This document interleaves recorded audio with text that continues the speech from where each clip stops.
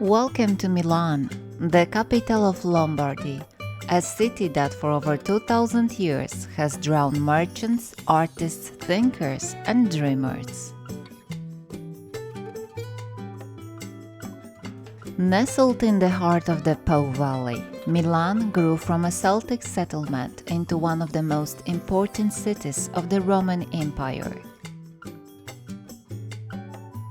Its ancient name, Mediolanum, meaning the city in the middle of the plain, turned out to be prophetic. Even today, Milan stands as the crossroads of major trade and cultural routes.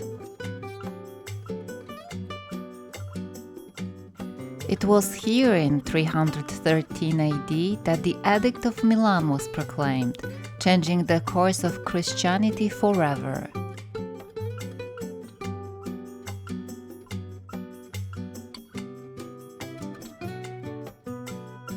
It was here that Leonardo da Vinci spent nearly 2 decades, leaving behind not only the Last Supper, but also engineering sketches far ahead of their time.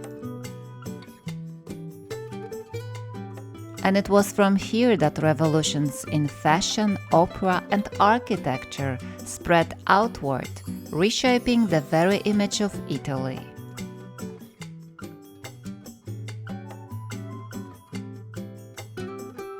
Today's walk will take us through Milan's most iconic landmarks and through the many layers of its history. We'll begin in Piazza del Duomo, in front of the city's Gothic Cathedral, a masterpiece nearly 6 centuries in the making. From there, we'll stroll through the elegant Galleria Vittorio Emanuele II,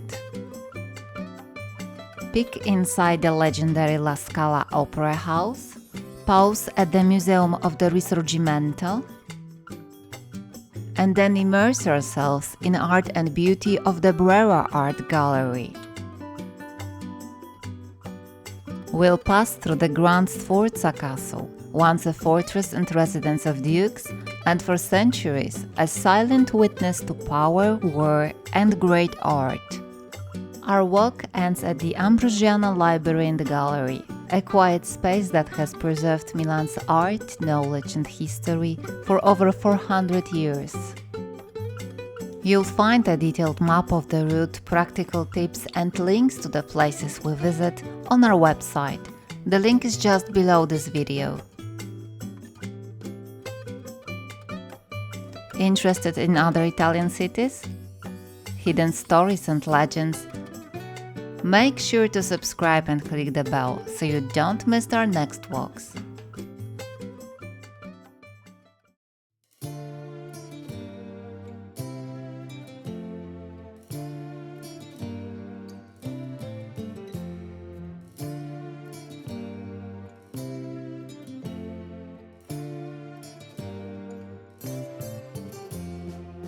Let's begin our first walk through Milan. Ahead of us, portrait of a Lombard city.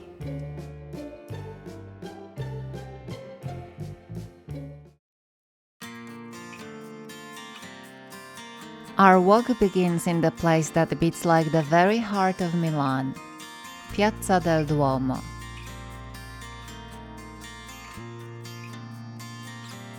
Just stand here for a moment without saying a word, and you'll feel the city's pulse. The murmur of voices, footsteps echoing on the stone, the music of street performances, and the quiet flutter of pigeons' wings. This isn't just a square. It's a stage set on a monumental scale. An open space filled with light, marble, and centuries of history, where time seems to briefly hold its breath. Here the sacred and the everyday meet face to face.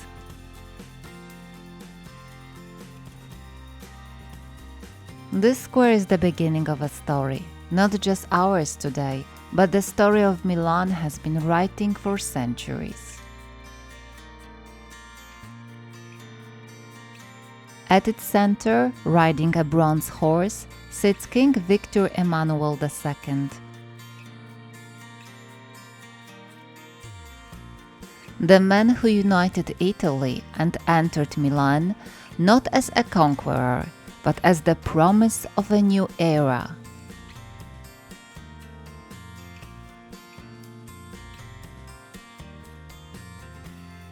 The statue was unveiled in 1896, a few years after his death, as a tribute to the creator of a unified Italian kingdom.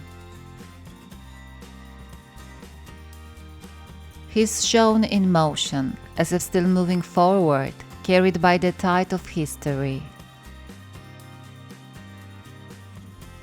The pedestal beneath him is carved with scenes of battle and triumph,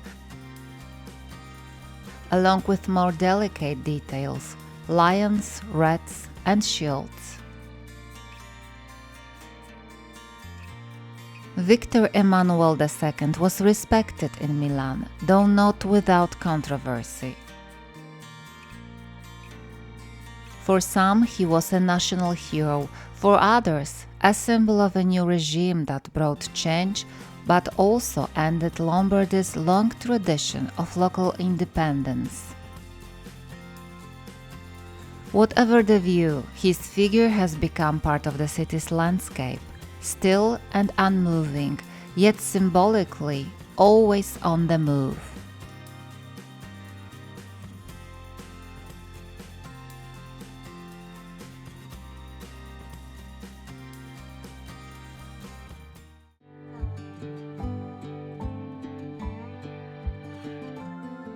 Behind us, the glass and iron arches of the Galleria Vittorio Emanuele II shimmer with elegance and light.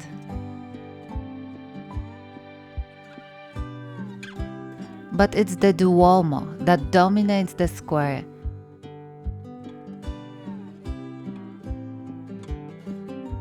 Not light and lacy, but monumental, heavy, grounded in marble that absorbs sunlight and returns it like a polished stone.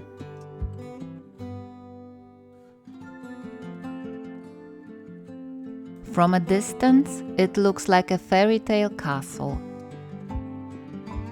But up close, it's not mist, it's stone, massive, deliberate, and deeply rooted.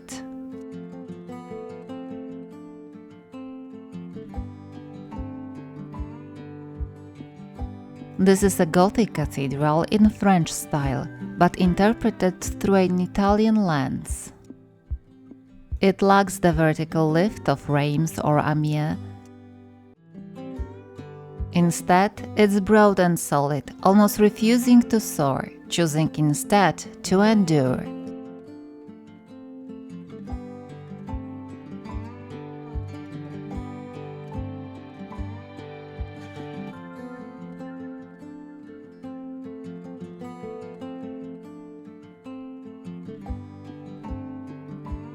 Its white marble cladding, full of reflections and glow, was a material French builders rarely used, but in Milan it became a symbol of pride and ambition.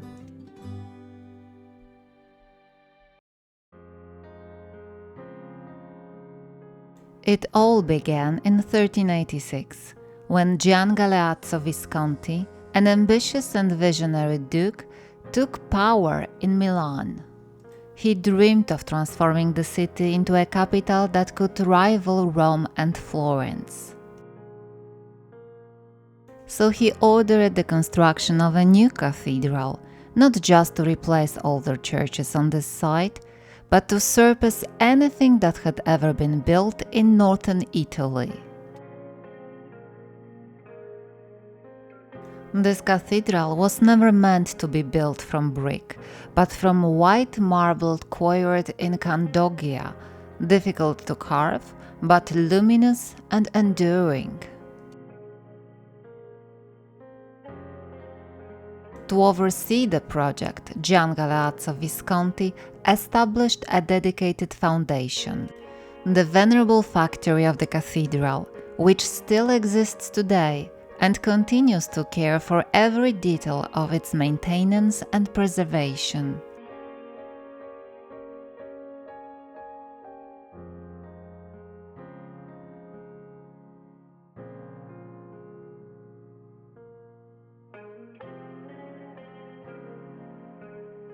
The Duomo was intended not just a house of worship, but as a statement of Milan's power and modern ambition. Architects and sculptors were brought in from all over Europe, especially from what is now France and Germany, where Gothic style had reached its peak. The result of this international collaboration is a cathedral, Italian in spirit, but northern in structure. Today, the facade holds over 3,400 statues. Dragons, prophets, saints, allegories of virtue, grotesque faces, and mythical beasts. Some are deeply symbolic or religious, others are political, and some are surprisingly human and even humorous. Each figure tells a story, carved not just in stone, but in imagination.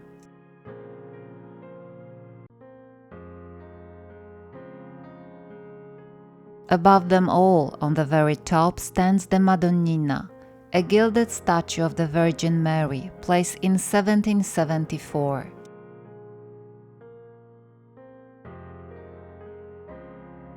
For centuries, no building in Milan was allowed to rise above her, a sign of reverence, both spiritual and civic. And when skyscrapers began to appear in the 20th century, tiny replicas of the Madonnina were placed on their roofs, so that no rooftop would ever stand taller than she who watches over the city.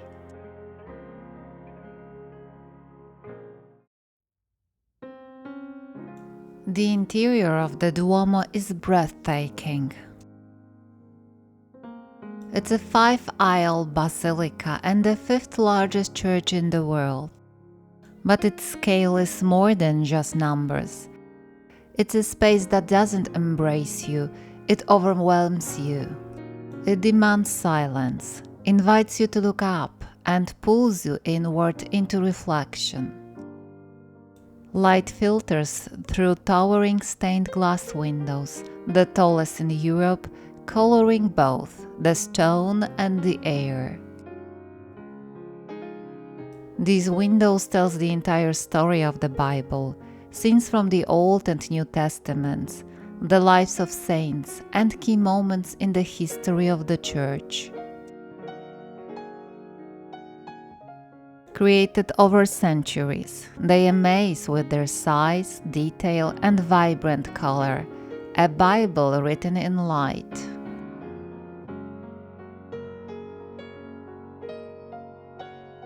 The central nave rises on columns over 65 feet high, like stone trees holding up the heavens. In total, the cathedral is supported by 52 massive pillars, one, it's said, for each week of the year. High above the main altar is one of the cathedral's most treasured relics, the Holy Nail, believed to be from the cross of Christ. It's kept in a glowing reliquary inside a small niche marked by a red light, barely visible from the floor. Once a year, during the extraordinary Rito della Nivola, the Archbishop of Milan is lifted to it on a cloud-shaped platform, a device said to be designed from sketches by Leonardo da Vinci.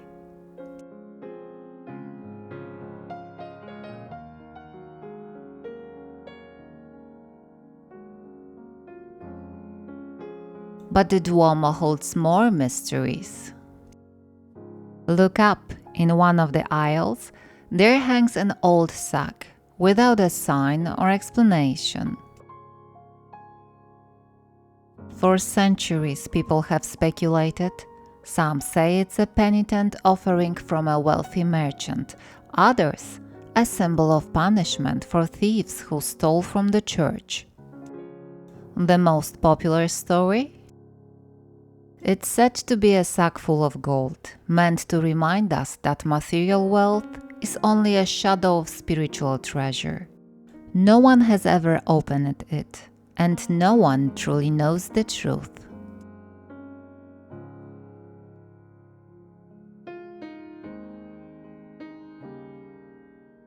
And beneath our feet, another surprise. Set into the floor is a solar clock, a thin marble line marked with the signs of the zodiac. It's a marvel of 18th century astronomy. At noon, a sunbeam passes through a tiny hole in the ceiling and touches the exact zodiac sign for the day.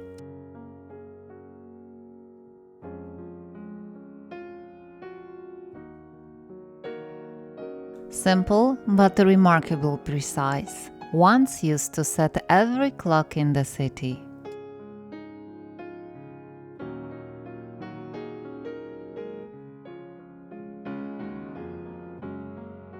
Between the stained glass, the patterned marble floor, and the scent of incense, you feel the weight of centuries, and the strange tension between faith and art, the visible and the mysterious. This is a place to linger, to quietly take in the sculptures, paintings, chapels, and crypts tucked into its side aisles. It's not a sight to rush through, but a place to simply be.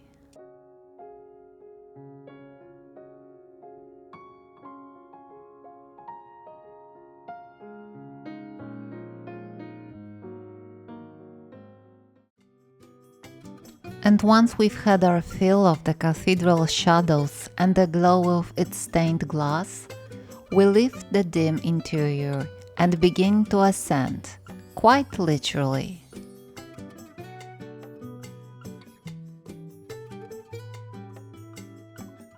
It's time to climb to the rooftop, where Gothic architecture meets the sky and marble reveals its lightest, most ethereal form. There are two ways to reach the rooftop: by stairs, for those who want to feel each of the more than 200 steps beneath their feet, or by elevator, discreetly tucked into the side of the building, which lifts you above the square in just a few moments. No matter which path you choose, the reward is the same: a view of the world from the high of the sacred. Here Gothic becomes landscape.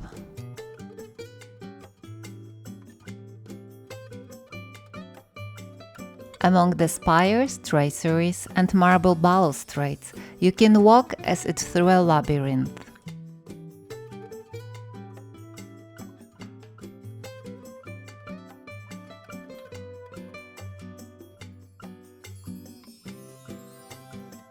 Every figure, every detail, even the tiniest gargoyle, was carved by hand, though many were never meant to be seen by people.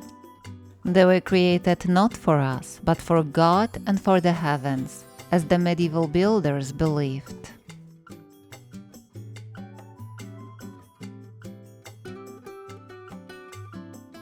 Below, the city unfolds. To one side, historic townhouses and cobbled streets. To the other, the sleek towers of the Porta Nuova district, which only recently were permitted to rise higher than the Madonnina, and only on the condition that a replica of her golden figure be placed on top.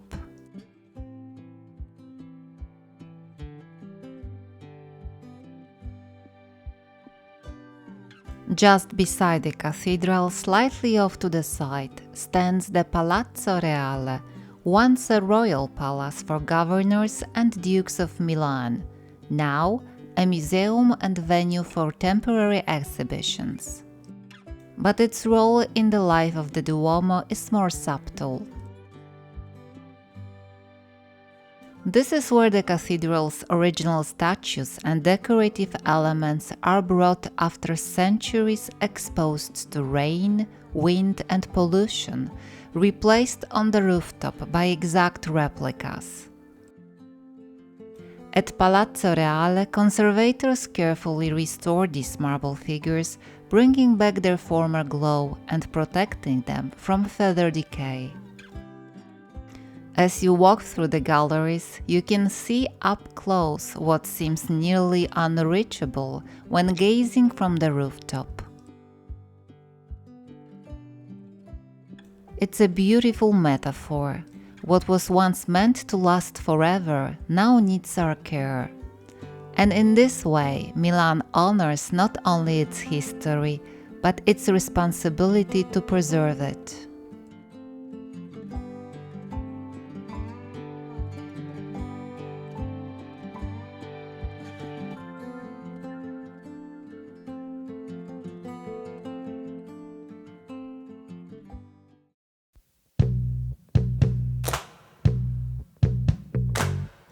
Just a few steps from the cathedral square, and it feels like you're stepping through a magic portal into another world.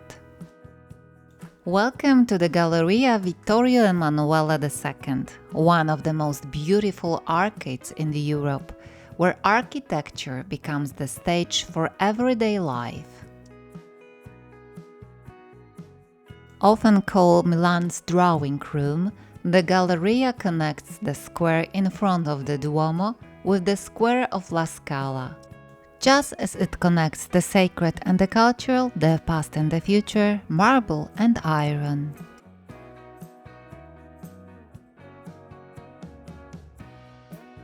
It was designed by a young architect, Giuseppe Mengoni, who dreamed of creating something that would unite functionality with monumental beauty.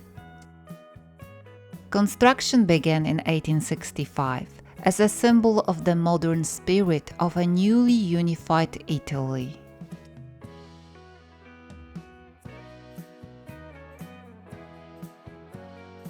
For the first time on this scale, glass domes and exposed iron structures were proudly displayed, not hidden behind facades. Natural light floods the interior through the grand glass roof, creating a space that feels like a cathedral of the city, with shops instead of chapels, mosaics instead of frescoes, and storefronts in place of altars. Today it houses luxury boutiques and historic cafes, but the spirit of the Risorgimento era still seems to linger in the air. At the center of the Galleria, right beneath the dome, you'll find a mosaic compass rose, surrounded by the coats of arms of the four major cities of the Kingdom of Italy: Milan, Rome, Florence, and Turin. The bull from Turin holds a special secret. Legend has it that if you place your heel on a specific spot, right on the bull's, most vulnerable part, and spin 3 times, it will bring you good luck. Superstition or not, the stone there has been worn down smooth from thousands of hopeful twirls. The Galleria Vittorio Emanuele II is more than just a passageway. It's a journey through time and a celebration of city life. Every day, yes, but dressed in elegance. Stepping out of the monumental Galleria Vittorio Emanuele II, we arrive at a small but charming Piazza della Scala. On one side rises the 19th century Teatro alla Scala, on the other, the 16th century Palazzo Marino, now home to the city's government. and between them, as if unifying art, intellect, and civic life, stands Leonardo da Vinci, silent, thoughtful, ever present.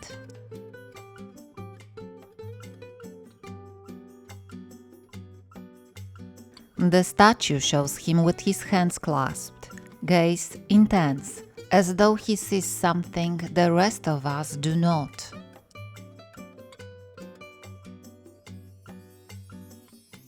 At his feet are 4 disciples, each representing a different field: painting, sculpture, engineering, and architecture. It's no accident. Leonardo embodied the very idea of the Renaissance genius, and Milan was his home for nearly 20 years. Here at the court of Ludovico Sforza, Leonardo painted the Last Supper, designed war machine, bridges, irrigation systems, even dreamed up an urban redesign for the entire city. His notebooks from this period overflow with ideas that leapt centuries ahead of their time. Milan wasn't just his backdrop, it was his muse.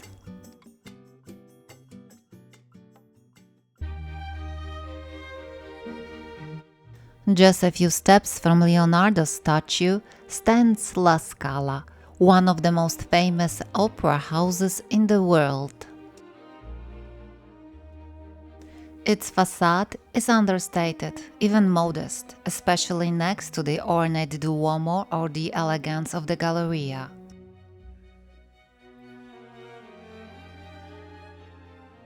But the true grandeur of this building begins where the city noises fades and music begins.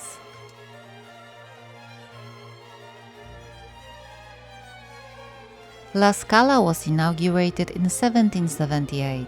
Built on the site of a former church, Santa Maria alla Scala, which gave the theatre its name. From that moment on, it became a legendary stage, hosting the greatest: Verdi, Puccini, Toscanini, Callas, Domingo.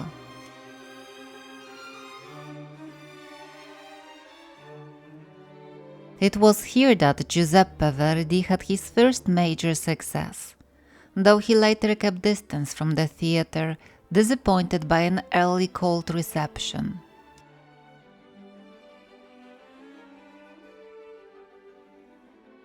Giacomo Puccini, another titan of opera, gave some of his most iconic premieres at La Scala, including Madame Butterfly and Turandot.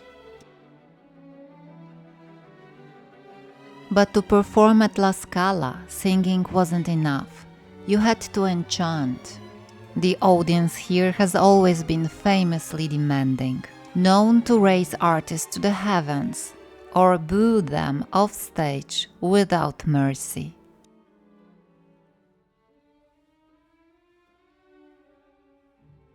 La Scala is more than a theater.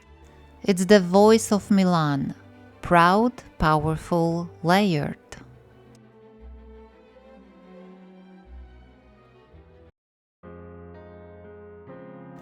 In the 18th century Palazzo Morigia, just a few minutes from La Scala, you'll find the Museo del Risorgimento, a place that tells the story of Italy's struggle for unification.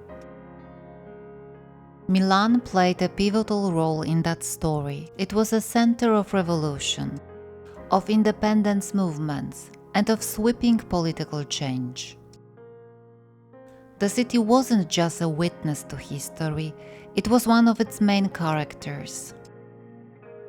Under Habsburg rule, it became a stronghold of resistance, and during the time of Napoleon Bonaparte, Milan became the capital of the Cisalpine Republic, and later the Kingdom of Italy.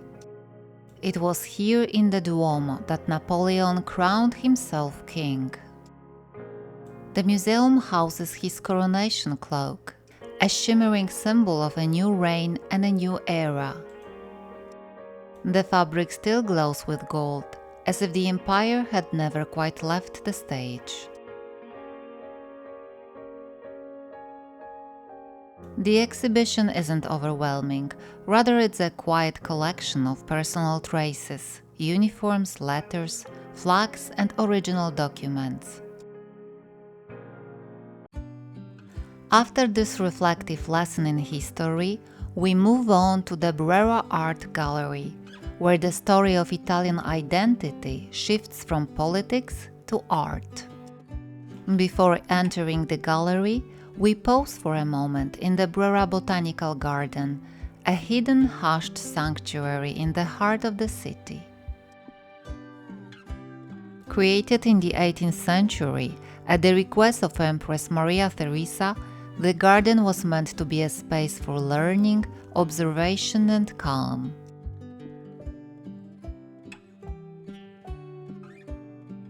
Ancient trees still grow here, fragrant herbs bloom, and cobbled paths wind between the beds like the slow rhythm of breath.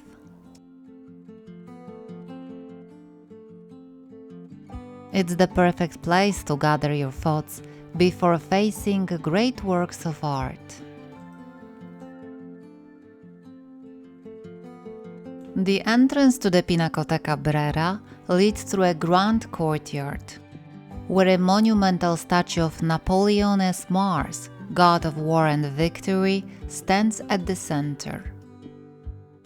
Sculpted by Antonio Canova, his idealized form, calm confidence, and classical features echo an era that shaped Milan's destiny. The Pinacoteca Brera is one of Italy's most important art collections. But more than that, it's a space that speaks to the soul of the country. These are paintings that don't just speak to the eye, they speak to the conscience. On its walls hang masterpieces by the greatest: Piero della Francesca, Raphael, Caravaggio, Mantegna, Bellini, Tintoretto. Each canvas tells a story of humanity, of faith, of suffering, and of beauty. Brera doesn't overwhelm with size, but with presence. Every room feels part monastery, part artist studio. Perhaps because many of these works came from monasteries and churches closed during the era of secular reforms. This is art removed from its original setting, but not from its spirit.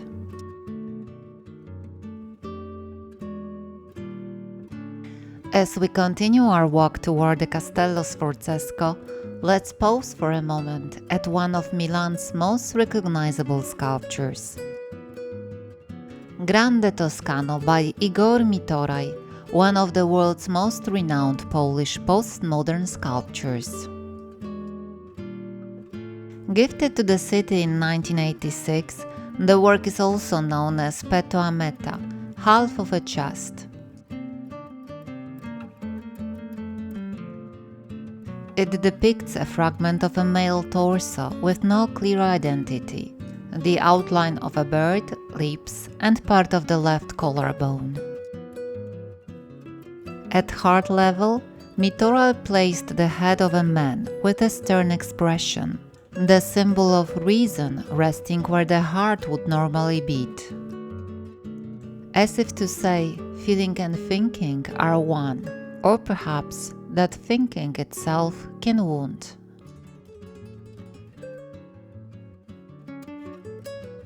Grande Toscano stands in a public square, yet it speaks with the intimacy of a quiet thought, as if inviting passers-by to stop for a moment and listen to something long left unsaid.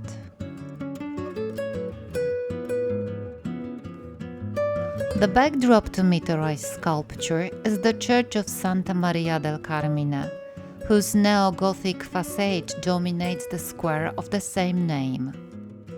Designed in 1880 by Carlo Macciacchini, the architect behind Milan's monumental cemetery, the facade blends ornate detail with balance, creating a fitting frame for a space that moves between the sacred and contemporary reflection.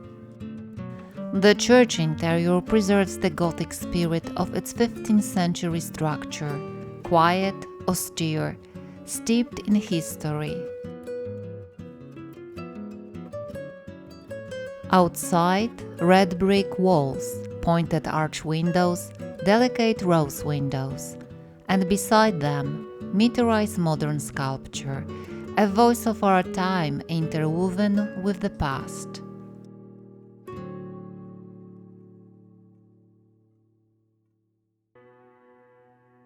And so, with that quiet reflection still in mind, we walk on toward the Castello Sforzesco, where Milan's history reveals its monumental side.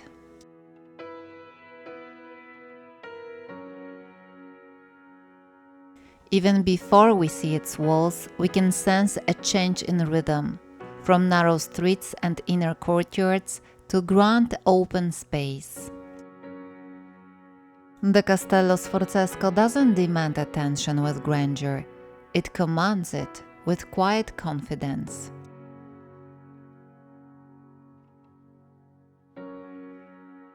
Originally built in the 14th century by the Visconti family, the fortress was later transformed by Francesco Sforza into a residence worthy of a Renaissance duke.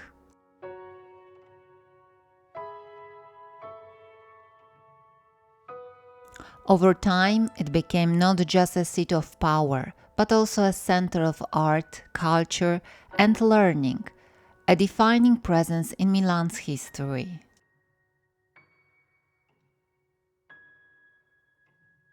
Behind its walls lie courtyards, arcades, galleries, and halls where Leonardo da Vinci once painted, designed, and experimented.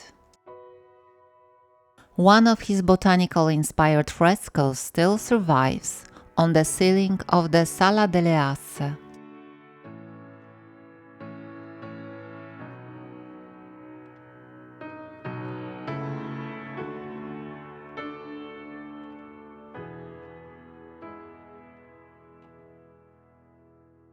Today, the castle houses several museums, including collection of sculpture, musical instruments, and decorative arts. Its greatest treasure is Michelangelo's Rondanini Pietà, his final, unfinished masterpiece.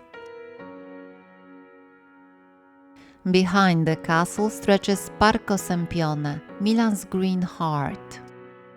Once part of the city's old fortifications, today it's a beloved space for strolls, picnics, and quiet moments. Yet, even here, history speaks. On the horizon rises the Arco della Pace, the Arch of Peace. Though modeled on Roman triumphal arches, it was built not to glorify war, but to celebrate peace in Europe, following the Congress of Vienna. Made of white marble, adorned with bas-reliefs and a bronze quadriga, it closes the castle's long visual axis with grace and dignity.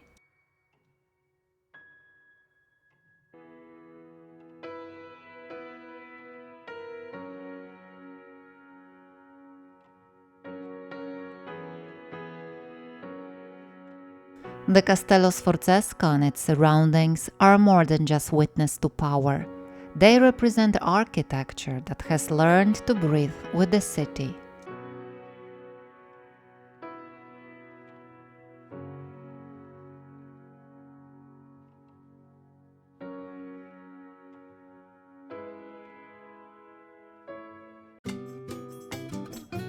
And now we move to our final stop, a place where art and thought have walked hand in hand for centuries. Welcome to the Ambrosiana.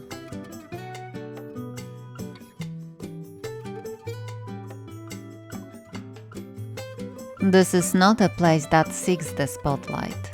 For over 400 years, the Biblioteca and Pinacoteca Ambrosiana have quietly preserved the treasures of Milan's knowledge, memory, and imagination. founded in 1609 by Cardinal Federico Borromeo, the Ambrosiana was envisioned as a space where faith, learning, and art could coexist. Today it holds more than 1 million volumes, rare books, manuscripts, maps, and collections from across the world. Among its most prized possessions is the Codex Atlanticus by Leonardo da Vinci, a collection of his sketches, notes, and ideas that span everything from geometry to dreams. In the adjoining Pinacoteca, the art speaks more softly than at Brera, but not less powerfully.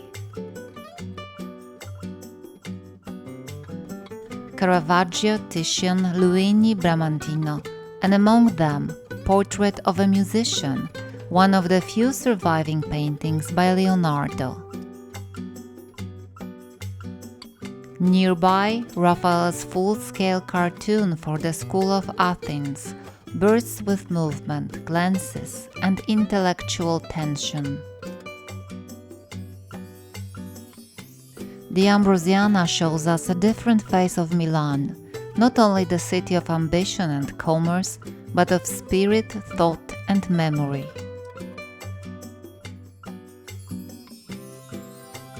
And maybe that's why this is the perfect place to end our walk, where knowledge and beauty have been quietly keeping pace for centuries.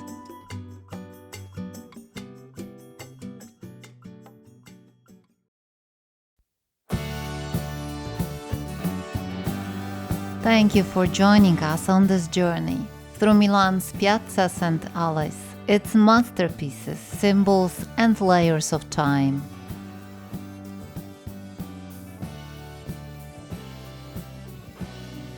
Today, the city has revealed just a glimpse of its story, but sometimes a glimpse is all it takes to make us want to discover more.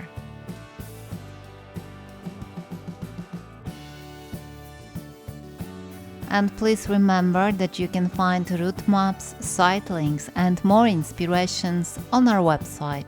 The link is in the video description.